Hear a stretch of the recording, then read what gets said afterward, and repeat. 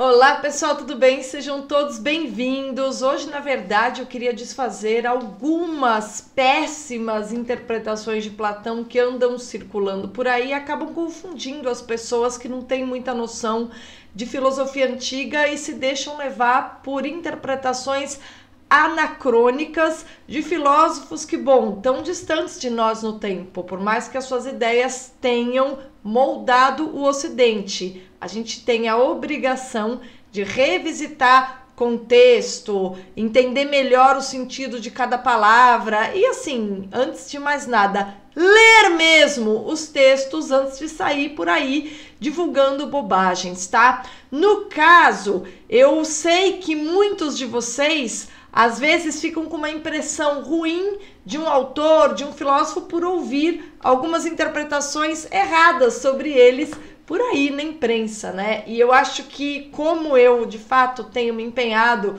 em difundir para um público cada vez maior e sem formação inicial a importância da filosofia antiga e de que maneira que ela nos ajuda a recuperar o sentido que tem a especulação para uma vida plena, para uma vida em que a gente é perfeitamente capaz de resolver problemas mais ou menos sérios, não só problemas de dilemas éticos, mas problemas para começo de conversa que dependem de um autoconhecimento melhor da nossa parte, né? Como eu realmente difundo a filosofia antiga, porque eu acho que ela nos reconcilia com o sentido primeiro da filosofia, que é uma prática, antes de mais nada, e não um conjunto de doutrinas mortas que, sei lá, se decora ou usa, sei lá por que motivo, né? Enfim, como eu faço esse trabalho, eu me sinto, claro, na obrigação de trazer à tona aqui algumas diferenciações que a gente precisa fazer quando a gente fala de política em Platão, de política em Aristóteles, de política entre os antigos, para que a gente não os compare de maneira absurda, tá? Então acompanhe aqui o meu raciocínio, eu tenho certeza que vai valer a pena, no mínimo você vai se sentir vacinado contra interpretações absurdas, abusivas ou anacrônicas que algumas pessoas acabam fazendo sobre esses autores tão extraordinários que fazem com que nós tenhamos orgulho de ter como essência da nossa natureza humana a própria razão, a faculdade que reina nisso que a gente chama de inteligência.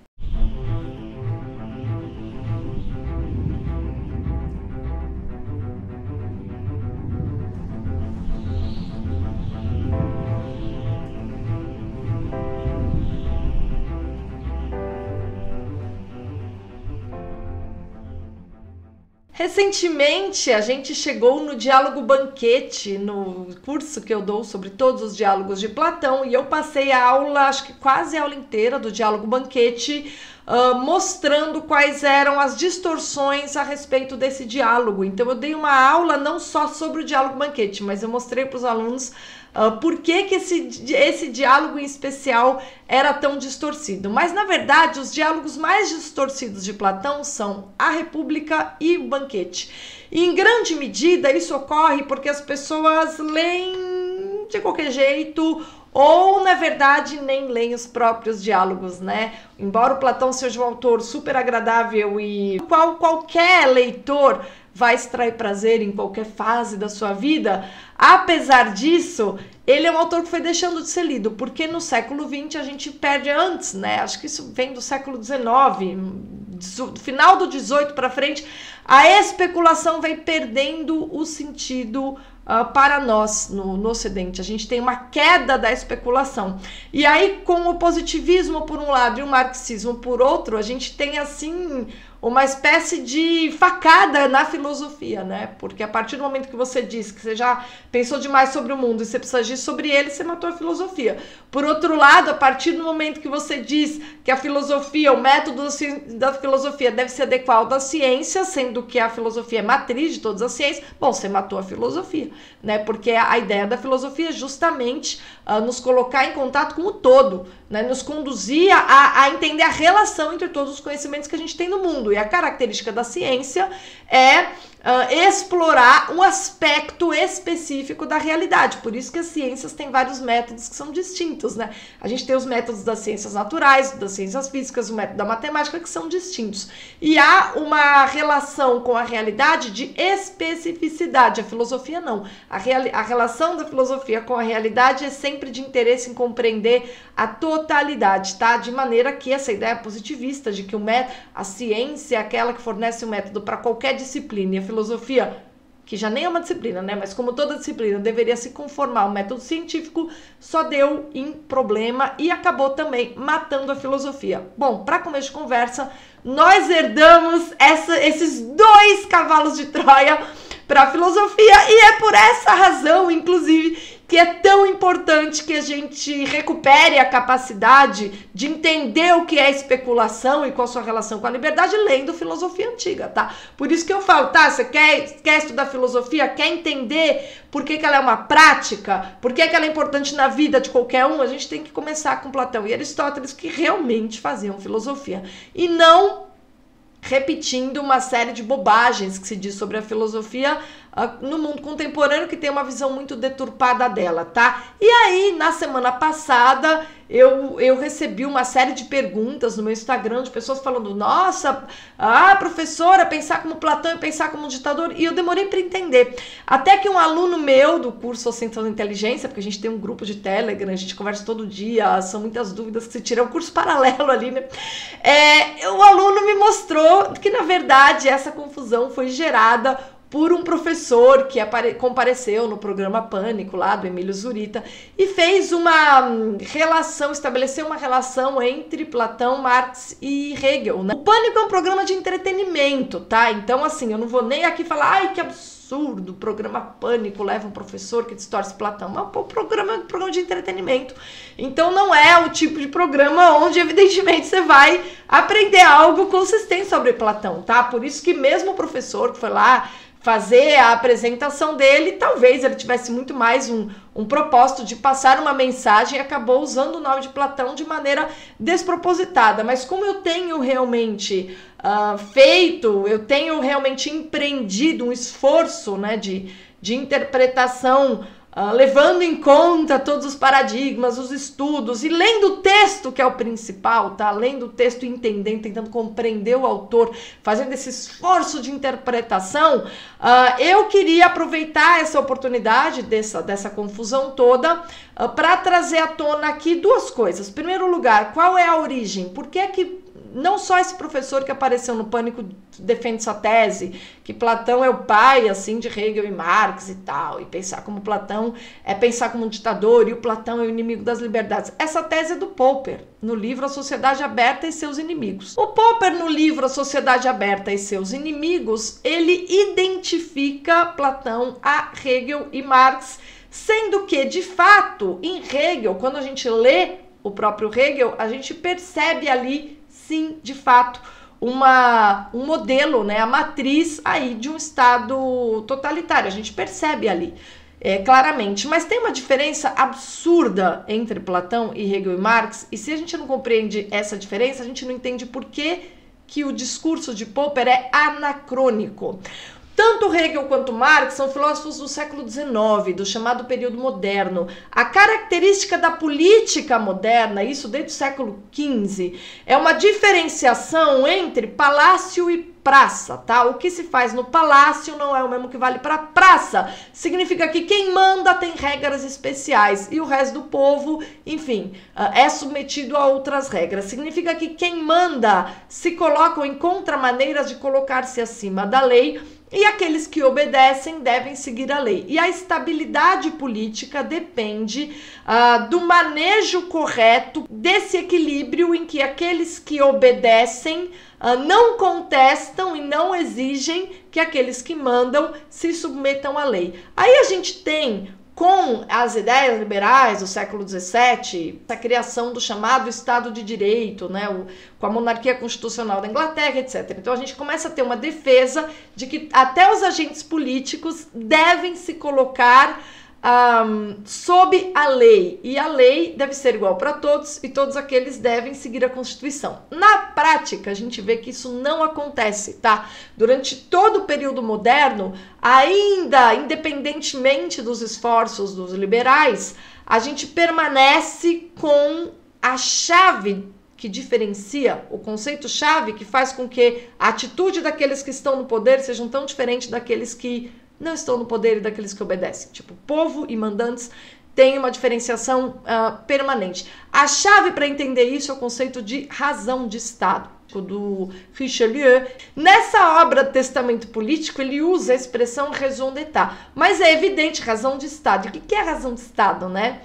Mas é evidente que ela tem precedentes, não é que ele inventou essa tática, mas ele consolida a expressão. E como Richelieu, diferentemente de Maquiavel, Maquiavel foi um cara que não teve o sucesso político. O Richelieu não, ele não foi um teórico, ele foi um grande político, assim, um estrategista de fato, entendeu? Ele defendeu aquilo que ele fez e ele acaba sendo um modelo no sentido de obter os fins, de alcançar os fins que ele procura, né? Claro que sempre com métodos imorais, não há dúvida nenhuma. E é disso que eu tratei lá no curso, né? Sobre o testamento político, mostrando que essa maneira de governar do Richelieu, que também era a maneira de outros grandes políticos da época, né? Com a diferença que o Richelieu deixou registrado numa obra, então isso permite que a gente investigue. E foi um político, então a gente consegue, assim, a gente consegue dar um peteleco naquelas pessoas que falam, ai, chega de filosofia, vamos falar de voto, eleição e tal. Mas essas pessoas realmente não têm noção que os maiores políticos, os maiores homens públicos, os maiores homens de ação da história do Ocidente foram aqueles que foram profundamente cultos, que entendiam exatamente o que eles estavam fazendo e produziram um registro a respeito para fornecer modelos ainda por cima, né? Então, quando a gente não tem cultura política, quando a gente é ignorantão, quando a gente não tem filosofia assim na veia, veja, o seu risco é simplesmente de ser medíocre se algum dia você alcança o poder. Então é de uma estupidez absurda você dizer que não é importante pensar e filosofar, porque a gente precisa aqui de voto para resolver problemas X ou Y. Isso é típico de pessoas absolutamente ignorantes que recusam o conhecimento e acham que todo mundo tem que recusar também porque ele está com preguiça e ele não tem interesse nenhum em vencer as limitações que são as de todos nós seres humanos, que todos nós seres humanos estamos imersos em ignorância e a gente pode decidir ir vencendo aos poucos a nossa ignorância. A gente nunca vai vencê-la completamente, mas a gente pode pelo menos combatê-la, né? Para não ser assim, não agir de maneira tão idiota, tá? A gente pode tentar. Algumas pessoas não querem nem tentar e aí não querem que o mundo tente. E aí ficam desmerecendo, tirando esse sarrinho de quem gosta de discutir as coisas com profundidade, demonstrando que a discussão profunda a respeito de qualquer assunto, inclusive a política, gera uma capacidade, um domínio muito maior da própria ação política. E voltando então a Richelieu, Maquiavel foi aquele que é super conhecido pela frasezinha lá, os fins justificam os meios, né? Na verdade, aquela ideia de que o príncipe ele tem que agir conforme a finalidade que ele busca. E os meios, se são morais ou imorais, pouco importa, porque a conservação do poder é o que interessa, tá? Já que política é estabilidade, a conservação do poder seria a razão necessária e suficiente para a estabilidade política. Bom, a essa ideia, o Richelieu dá o nome de razão de Estado, cálculo político. Portanto, o que é cálculo político? É você tomar uma decisão tendo por meta a conservação do poder, tendo por meta a estabilidade de um estado de coisas, a estabilidade do governo de um povo, de uma nação em particular, tá? E a razão d'État, por exemplo, a razão de Estado, portanto, ela é uma razão que só é legítima em assuntos de Estado. Sabe aquela história de, isso é um assunto secreto, um assunto de Estado, segredos de Estado, por exemplo? Os segredos de Estado, que são algo praticado por todas as democracias, é uma piada, mas porque todas as democracias do Ocidente, os segredos de Estado são algo consequente de toda uma moldura política moldada pela razão de Estado. E o nome geral dessa maneira de fazer política, a gente pode usar o termo pragmatismo, tá? Quando lá no século XIX, os teóricos, tendo observado aí 4 séculos de prática política e teorização e discussão, tentam dar um nome para essa maneira de fazer política na qual o Richelieu se sobressaiu, sobre a qual o Maquiavel discorreu, que o cardeal Mazarino transformou em livro de regrinhas naquele breviário dos políticos, entendeu? Aquela que Napoleão seguiu à risca e ampliou. Quando no século XIX se observou tudo isso e tentou se dar um nome em ciência política para isso, a gente chega na expressão realismo político, tá? Realismo político. E o realismo político significa que justamente a conservação do poder exige atos que não têm nada a ver com a razão humana entendida de maneira geral. Razão essa que no que diz respeito ao convívio entre um ser humano e outro, para que você alcance algo que seja bom, você deve ser moral. De que maneira eu devo agir para não criar confusão, para não desestabilizar um tecido social? Bem, se eu agir conforme o consenso moral, conforme as noções universais de bem e mal, que se traduzem em legislação, né? Se eu agir assim, eu evidentemente não estou gerando conflito. A razão de Estado é o oposto. Porque para você manter a estabilidade do poder, a estabilidade de um sistema político, para você conservar o seu poder, você deve trapacear. Então, em política, você deve, para manter, conservar o poder, você deve agir não conforme a razão natural, não conforme a moralidade predominante, não conforme 10 mandamentos e etc., não conforme um código moral extraído dos costumes que marcam uma civilização de 1500, 2000 anos. Não, não é assim que você deve agir. Você deve agir tendo em vista a conservação do poder, e isso exige atos que são ilegais, imorais e muitas vezes, inclusive, absolutamente desprezíveis, tá?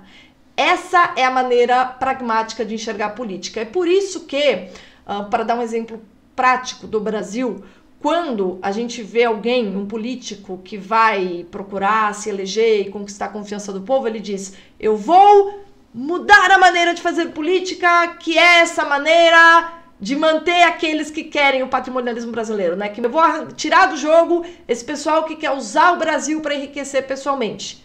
E aí, já aconteceu isso mais de uma vez no Brasil. E aí a pessoa chega ao poder, aquelas pessoas já estão lá, estão todas na máquina do Estado, e a pessoa tem que entrar num acordo com aquela gente, senão você é engolido e você não governa, você não faz nada. Por quê? Porque eles têm o domínio da máquina, tá? E aí, muitas vezes, o que o povo quer? O povo deseja confiar em alguém que vai levar a sua vontade para o palácio. Por quê? Porque o povo percebe que a relação entre palácio e praça, ela é caracterizada por um muro no meio. Não há uma relação pacífica entre aqueles que governam e os que são governados, porque aqueles que governam infringem leis que aqueles que são governados não podem infringir, sobre o custo de ir para a cadeia e amargar a vida toda presos.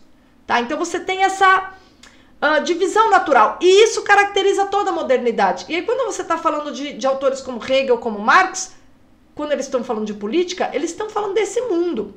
Tem um outro aspecto ainda peculiar a Hegel e Marx, que o diferenciam absurdamente de Platão. Mas primeiro vamos explorar esse. Quando a gente vai lá ler Platão e Aristóteles, a gente percebe, e isso é muito claro, tanto em Platão quanto em Aristóteles, que a amizade, o sentimento do amor, e aquilo que no cristianismo vai ser consolidado como amor ao próximo, mas é caritas, né? O termo latino que você vai usar é caritas, em grego é filia. Então, filia, filo, amigo, né? E o amor ao próximo cristão é a amizade da filosofia grega, tá? E vocês vão reparar que o Cícero, por exemplo, que foi um dos mais brilhantes políticos de Roma, tem um diálogo chamado sobre a amizade. Então, a amizade era um tema político fundamental para Platão, para Aristóteles, para Cícero, para todos aqueles homens de cultura e homens que tinham alguma noção do que política significava. Antes que vocês venham me falar aqui que aqueles que praticam filosofia não têm que dar bedelho sobre o que é que se faz em política ou o que é que deixa de fazer, eu queria lembrar vocês que o professor do Alexandre o Grande lá, imperador, o grande, tá? Não esse insignificante com o qual a gente convive. O Alexandre o Grande, o professor dele foi só Aristóteles, tá? E que o Platão só não participou de nenhum governo porque ele não quis. Ele não quis. Mas justamente porque ele vinha de uma família que era formada para governar, a vida toda ele se interessou e a maneira dele de participar da política foi repensando tudo que estava errado e por que que não estava funcionando mais a cidade de Atenas. Ele passou a vida toda dedicado à política, porque a maneira que ele encontrou de lidar com política sem participar da corrupção geral que ele observava, foi pensando política, tá? E Aristóteles fez as duas coisas também. E a amizade, ela é tratada por esses filósofos antigos dentro de uma dimensão política. A amizade para Platão, para vocês terem uma noção, ela é a forma fundamental de toda a comunidade humana. Toda a comunidade humana. Para que a explicação da comunidade humana é a amizade. A explicação da comunidade humana entre os modernos não é amizade, são várias outras. Mas não é amizade. Nem Marx, nem Hegel, muito menos, tá? Mas em Platão e Aristóteles é a própria amizade. A gente vê isso no livro 9 da Ética Nicômaco. Leiam a Ética Nicômaco, não saiam falando de orelhada, nem com base em autor que faz leitura anacrônica como Popper. Tá? Porque só quando o Popper ele aproxima o Platão do Hegel e do Marx, ele simplesmente desconsidera que o fundamento de toda a comunidade para Platão é a amizade. E, mais um ponto, a relação entre aqueles que governam e o povo não era uma relação caracterizada por um muro no meio em Atenas. Não existia isso. Você não tem essa divisão entre palácio e praça, com essa clareza. O que existe é uma relação de harmonia ou desarmonia. Mas ambos estão participando da mesma coisa. E se a política sacrifica injustamente pessoas sem culpa, ou seja, infringe a moral, ou se, por outro lado, a política ela não tem respeitabilidade porque ela é tocada por pessoas degeneradas, é preciso repensar o que há de errado na relação entre a prática política e a própria realidade. Quais leis que são próprias à realidade não estão sendo compreendidas e aplicadas por aqueles que fazem política para que a ordem do mundo, uma ordem primeira natural, de alguma maneira inspire harmonia às comunidades. Essa é a preocupação de Platão. E aí, ainda que você não tenha ali a paciência de ler as obras completas, né, para você não incorrer no erro de falar uma besteira tão pesada, porque você achou que dá para falar de um autor que foi o único autor da filosofia antiga cuja obra completa chegou até a gente. Tamanha era a importância que já os antigos atribuíam a Platão. É um cara que marca o pensamento ocidental. Ele foi simplesmente professor de Aristóteles, que é uma das mentes mais brilhantes da história da filosofia. Quem sistematiza a lógica, quem sistematiza o que será compreendido por ciência durante séculos a fio. Né? Esse cara é Platão. Então, não dá para você falar de Platão lendo alguns parágrafos no livro de um filósofo que é o Popper, que fez uma leitura anacrônica de Platão, por descartar ou não considerar justamente esse componente fundamental, que é a amizade. O amor, ele é o fundamento de toda a comunidade. Mas se você tem essa preguiça toda de consultar a obra platônica antes de falar besteira em nome dele, a gente tem algumas saídas. Você pode consultar aqueles que estudaram ele a vida toda, né? Alguns estudiosos passaram a vida estudando Platão. Não quiseram ali falar alguma coisinha sobre liberdades e política moderna e, enfim, fizeram uma leitura ali meio rasa, como a do Popper, porque é rasa, entendeu? Você tem, por exemplo, o Giovanni Reale, que ele tem uma coleção chamada História da Filosofia Grega e Romana. É um livro enorme. E aqui, volume 3, ou parte 3, é só sobre Platão. Tá? Além do Para uma Nova Interpretação de Platão, que é um livro fundamental e fácil de encontrar, né, no Brasil. A Loyola traduziu, tá? Não é nenhuma editora obscura. As edições Loyola publicam muita coisa boa. E aqui, se você não quer ler lá, o ideal é ler a Carta Sétima, que é onde Platão diz tudo sobre a relação dele com a política. É a Carta Sétima, né? Agora, mesmo nesse livro, que é um livro sobre Platão, você encontra aqui uma citação da Carta Sétima em que você consegue achar Platão dizendo a respeito dele próprio. Em resumo, fui irresistivelmente levado a louvar a reta filosofia e a concluir que, prestem atenção, somente graças a ela, a filosofia, é possível esperar ver um dia justa a política das cidades e justa a vida dos cidadãos. A República, que é um dos livros mais distorcidos de Platão, ao lado do Banquete, chama sobre a justiça, né? Um diálogo sobre a justiça. E nesse diálogo é que aparece a famosa imagem do filósofo rei, ou rei filósofo. Mas o que Platão está dizendo é o seguinte: fui irresistivelmente levado a concluir que somente graças à reta filosofia é possível esperar ver um dia justa a política das cidades e justa a vida dos cidadãos. O que o Platão está dizendo é o seguinte: enquanto os governantes não agirem conforme a própria ideia de bem, que é a essência do agir justo, e é por meio da filosofia que a gente alcança a ideia de bem, enquanto isso não acontecer, você não vai ter harmonia na política. É isso que ele está dizendo. Ele não está dizendo assim: olha, política é o seguinte, você nomeia pessoas, os guardiões da cidade, porque eles são iluminados, e todo mundo obedece eles aqui, hein? Que é o que está por trás de falar que Platão é um ditador. Não é isso que ele está dizendo. Ele está dizendo que é o seguinte: fui irresistivelmente levado a louvar a reta filosofia e a concluir, está pensando, que somente graças a ela é possível esperar ver um dia. É possível esperar. Ele está dizendo, é possível ter a esperança de ver um dia. Ele não está dando fórmula. É possível esperar ver um dia justa a política das cidades e justa a vida dos cidadãos. E é engraçado que tanto ele tem razão que todo o primeiro livro da República é uma descrição daquele pensamento de que a lei escrita é a lei do mais forte, é aquele que chega e define o que será a lei.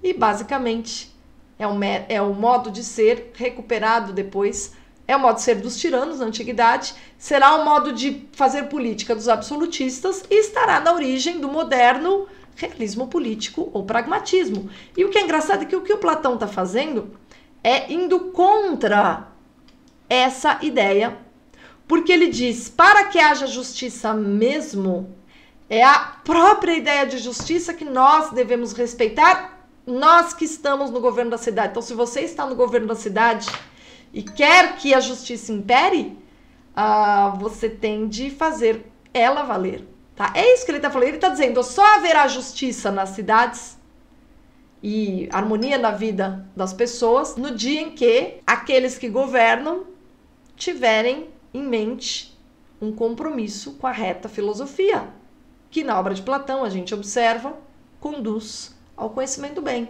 Isso é o que a gente tem, tá? E assim, eu exatamente não sei onde isso faz de Platão um ditador, né? Isso, na verdade, faz de Platão a inspiração clássica de várias ideias de política contra o arbítrio e contra o abuso de poder, como, por exemplo, o moderno Estado de Direito. A ideia de Estado de Direito, né, que é dos liberais, é mais uma que se inspira aí em Platão. Agora, é evidente que a gente pode compreender o quanto que o Platão foi distorcido e mal compreendido, inclusive por Popper. Porque desde o Renascimento, quando ele voltou a ser muito lido, porque o Platão foi uma grande inspiração para os humanistas, ao longo de todo o iluminismo, há uma distorção importantíssima de uma imagem de Platão que está na República e no Diálogo Político. E o Platão, para tentar explicar por que é que os homens perderam o rumo na condução dos outros homens, ou seja, em política, ele estabelece um mito. E ele fala, numa era de ouro, hipotética é um mito, tá? É uma imagem que ele cria para explicar o que acontece. Ele tenta desenhar como foi a origem do mundo, e ele desenha uma era de ouro em que os homens eram mais próximos do Criador do Universo. E o Criador do Universo, que estabeleceu todas as leis do universo e governava os próprios homens, enquanto ele governava os próprios homens, havia harmonia. Por que havia harmonia?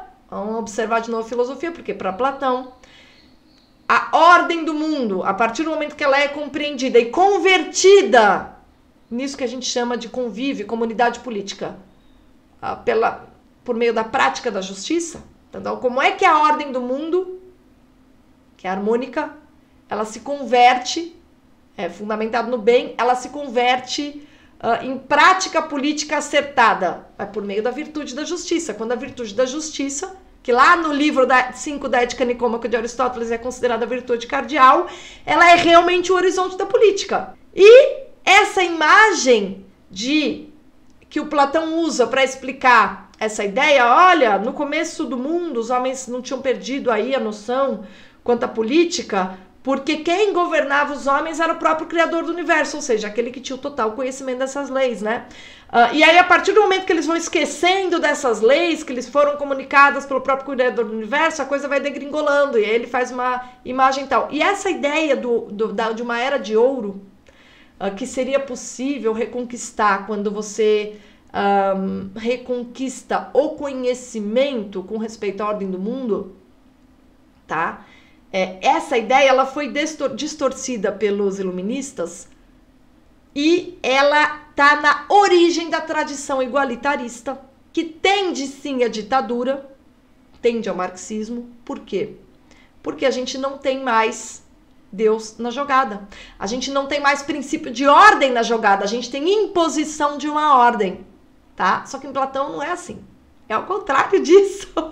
Então, na verdade, essa interpretação do Popper sobre Platão, ela é contaminada por uma visão sobre Platão distorcida dos filósofos iluministas que o Popper leu muito, porque ele é um continuador do iluminismo, tá? Sociedade Aberta e Seus Inimigos é um texto, assim, que se afina com a tradição do iluminismo francês, inglês, etc. O Popper é um grande leitor desses autores. E ali, se você observar a interpretação que os iluministas fazem dessa imagem da Era de Ouro, você vai perceber ali que é um dos componentes por trás de qualquer receita política que diga o seguinte: a boa política é você criar uma ordem política que reconduz o homem à Era de Ouro, ou seja, que faça com que o homem novamente desfrute a felicidade, só que aqui na Terra. Então esse é o caminho da distorção que faz com que Popper diga esse absurdo sobre Platão, esquecendo completamente que o amor, ou seja, a dimensão política da amizade, é um componente sem o qual que está ali no Banquete, né, que é um diálogo maravilhoso, mas também no Fedro, também no Lises. Sem esse componente, você não entende nada do que está ali na República. E você também não entende alguns componentes que alguns estudiosos, inclusive, caracterizam como satíricos da República. Em especial quando se fala dos guardiões da cidade, tá? Enfim, o que eu quero dizer é que na história da filosofia, A gente tem muita distorção, muita interpretação equivocada. E o que eu tenho defendido, e defendo isso aqui no YouTube mesmo, é que a gente tenha a coragem e a boa vontade, quando a gente quer compreender as nossas raízes, os pilares da tradição a qual a gente pertence. O que eu defendo mesmo é que a gente tente compreender quais são esses pilares e entender, de fato. Tem um vídeo aqui chamado Princípio de Ordem. Eu fiz uma série chamada Lições da Grécia Antiga. E o vídeo mais importante daquela série é Princípio de Ordem. E assim, o princípio de ordem é a coisa mais importante para você entender se você quiser ter alguma ideia do que os gregos falaram sobre política. Tanto Platão quanto Aristóteles. E Popper simplesmente não tem isso entre as suas premissas para interpretar Platão. Então é natural que ele vai interpretar erroneamente, porque ele concebe política como os iluministas concebiam, como o estabelecimento de uma ordem. Tá? Então é aí que tá. Assim, é nesses dois pontos que você percebe por que é que o Popper cometeu um erro, e todos aqueles que repetem a sua interpretação cometem por consequência. Não entender que o amor, a amizade é o fundamento de toda a comunidade e não tem em mente que o princípio de ordem é uma premissa sem a qual você não entende nada do que os antigos discutiram sobre política e não entende nem como eles puderam permanecer como referências fundamentais na tradição da Idade Média e nas várias tentativas de criar alternativas à concentração de poder que marcou a política moderna. Tá? A gente tem tentativas de dar um basta na concentração de poder. Os liberais tentaram fazer isso, né? Não conseguiram. Tentaram, por expedientes. Mas essa consciência de que é preciso limitar o poder para não recair em tirania, isso sim é que é herança platônica. Tá bom? Bom, o vídeo de hoje era esse. Eu queria aproveitar e dizer para vocês que a minha livraria está em promoção aí até o final dessa semana. E eu tô lendo um livro sobre o qual eu quero fazer uma resenha em breve, que é esse aqui, ó. É um livro do MacIntyre, o autor de Depois da Virtude, sobre a Edith Stein. E esse é um livro absolutamente maravilhoso. Se você nunca entendeu Kant, Hume, nos neo-kantianos e como Russell, de quem Edith Stein foi aluna, resolve o problema, se você nunca entendeu isso, esse livro te dá a chance de entender. Ele não é apenas uma biografia intelectual da Edith Stein, ele é também, pelo menos no seu comecinho, uma brilhante recapitulação dos maiores problemas da filosofia moderna e contemporânea, tá? Que é a tentativa de compreender a relação entre a consciência e a realidade. Como que essas duas coisas entram em contato e de que maneira a gente pode ou não ter certeza sobre a possibilidade dessa interação. Ou seja, o homem é capaz de entender alguma coisa sobre o mundo? É possível que o ser humano compreenda a realidade? Como isso acontece? Né? O que exatamente é a consciência? E de que maneira o contato entre consciência e realidade ocorre? E, no final das contas, né? Quais são as implicações disso para a nossa vida? No caso aqui, para a vida da Edith Stein. É um livro maravilhoso. Se você gosta de filosofia, ele é escrito para o público em geral, não para estudiosos.